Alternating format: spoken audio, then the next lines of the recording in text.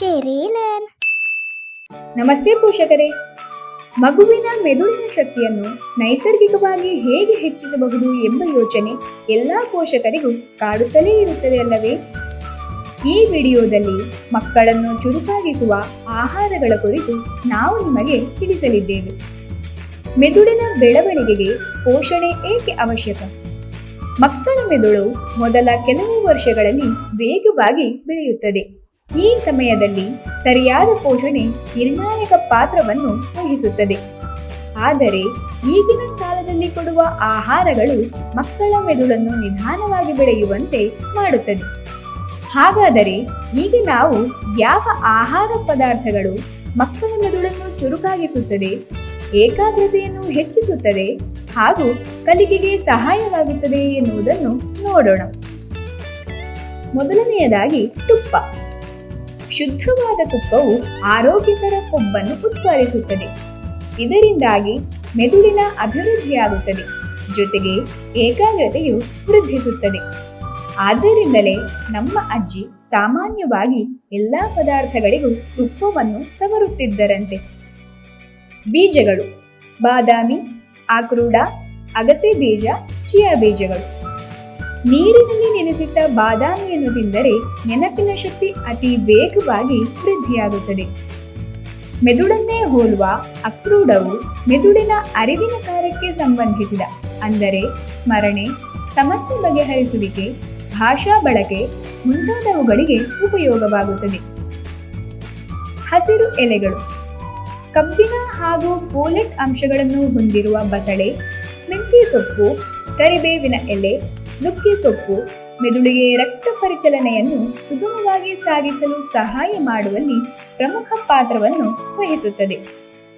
ಕಿರುಧಾನ್ಯಗಳು: ರಾಗಿ, ಜೋಳ, ಕುಚ್ಚಲಕ್ಕಿ, ತೊಕ್ಕೆಗೋಧಿ.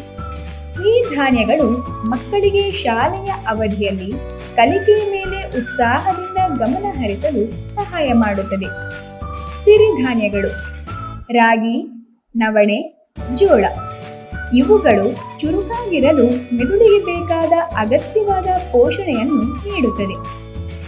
ಅರಿಶಿನ: ನಮ್ಮ ಅಡುಗೆ ಕೋಣೆಯಲ್ಲಿರುವ ಅರಶಿನ ಉರಿಯೂತಕ್ಕೆ ಅತ್ಯುತ್ತಮ ಔಷಧೀಯ ಅಂಶಗಳನ್ನು ಹೊಂದಿದೆ. ಕೇವಲ 1 ಚಮಚ ಅರಶಿನವು ಮೆದುಳಿನ ನೆನಪಿನ ಶಕ್ತಿಯನ್ನು ವೃದ್ಧಿಸುತ್ತದೆ ಹಾಗೂ ಮೆದುಳಿನ ಉರಿಯೂತವನ್ನು ನಿವಾರಿಸುತ್ತದೆ. ಹಣ್ಣುಗಳು: ಬಾಳೆಹಣ್ಣು, ಮಾವಿನ ಹಣ್ಣು, ಸೇಬು, ಕಿತ್ತಳೆ ಹಾಗೂ ಇತರೆ ಹಣ್ಣುಗಳು. ಬಾಳೆಹಣ್ಣು ದೇಹಕ್ಕೆ ತ್ವರಿತ ಶಕ್ತಿಯನ್ನು ಒದಗಿಸುತ್ತದೆ. ಮಾವಿನ ಹಣ್ಣು ವಿಟಮಿನ್ ಎ ಅಂಶವನ್ನು ಹೆಚ್ಚು ಹೊಂದಿದ್ದು ಮೆದುಳಿನ ಆರೋಗ್ಯವನ್ನು ಕಾಪಾಡುವಲ್ಲಿ ಮುಖ್ಯ ಪಾತ್ರವನ್ನು ವಹಿಸುತ್ತದೆ.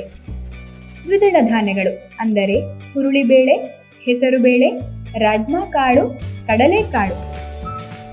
ಈ ದ್ವಿದಳ ಧಾನ್ಯಗಳು ಉತ್ತಮ ಪ್ರೋಟೀನ್ ಅನ್ನು ನೀಡುತ್ತದೆ. ಈ ಪ್ರೋಟೀನ್ ನರಪ್ರೇಕ್ಷಕಗಳ ಅಂದರೆ ನ್ಯೂರೋ ಟ್ರಾನ್ಸ್ಮಿಟರ್ ಕಾರ್ಯಕ್ಕೆ ಅಗತ್ಯವಾಗಿದೆ.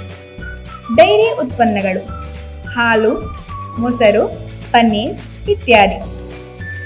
ಮನೆಯಲ್ಲೇ ಮಾಡುವ ಮೊಸರು ಅಥವಾ ಮಜ್ಜಿಗೆ ಜೀರ್ಣಕ್ರಿಯೆಯನ್ನು ಸಲೀಸಾಗಿ ಮಾಡಿ ಮೆದುಳಿನ ಕಾರ್ಯವನ್ನು ಸುಗಮಗೊಳಿಸುತ್ತದೆ.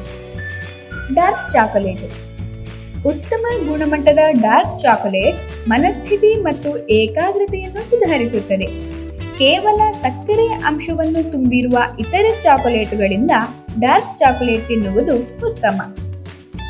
ಆರೋಗ್ಯಕರ ಆಹಾರವನ್ನು ಸೇವಿಸುವುದರ ಜೊತೆಗೆ ಮೆದುಳಿಗೆ ಹಾನಿಕಾರಕವಾದ ಆಹಾರವನ್ನು ಸೇವಿಸದಿರುವುದು ಅವಶ್ಯಕ.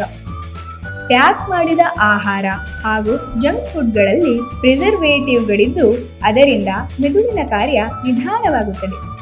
ಕೃತಕ ಪಾನೀಯಗಳು: ಕೇವಲ ಸಕ್ಕರೆ ಹಾಗೂ ಬಣ್ಣಗಳಿಂದ ತುಂಬಿದ ಪಾನೀಯವು ಮಕ್ಕಳಲ್ಲಿ ಅತಿ ಚಟುವಟಿಕೆ ಅಂದರೆ ಹೈಪರ್ ಆಕ್ಟಿವ್ ಉಂಟು ಮಾಡಿ ಏಕಾಗ್ರತೆಯನ್ನು ಕಡಿಮೆಗೊಳಿಸುತ್ತದೆ. ತಿನ್ನುವಾಗ ಮೊಬೈಲ್ ಅಥವಾ ಟಿವಿ ನೋಡುವುದು.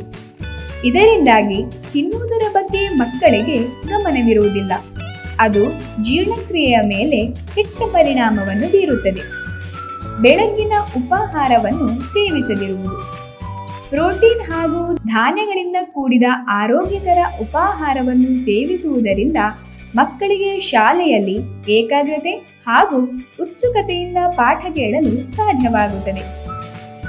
ನಿಮ್ಮ ಮಕ್ಕಳ ಆಹಾರ ಕ್ರಮದಲ್ಲಿ ಈ ಸಣ್ಣ ಬದಲಾವಣೆಯನ್ನು ಮಾಡುವುದರಿಂದ ಅವರ ಕಲಿಕೆಯಲ್ಲಿ ದೊಡ್ಡ ವ್ಯತ್ಯಾಸವನ್ನು ನೀವು ಕಾಣಬಹುದು. ಈ ಆಹಾರ ಕ್ರಮದಲ್ಲಿ ನೀವು ಯಾವುದನ್ನು ಮಕ್ಕಳಿಗೆ ಈಗಾಗಲೇ ನೀಡುತ್ತಿದ್ದೀರಿ ಎನ್ನುವುದನ್ನು ನಮಗೆ ಕಾಮೆಂಟುಗಳಲ್ಲಿ ತಿಳಿಸಿ. ಈ ವಿಡಿಯೋವನ್ನು ಇತರ ಪೋಷಕರಿಗೂ ಕಳಿಸಿ. ಈ ಮಾಹಿತಿಯುಕ್ತ ವಿಡಿಯೋ ನೋಡಿದ್ದಕ್ಕಾಗಿ ಧನ್ಯವಾದಗಳು. ಮತ್ತೊಮ್ಮೆ ಹೊಸ ವಿಷಯದೊಂದಿಗೆ ಸಿಗೋಣ. ಚೆರಿ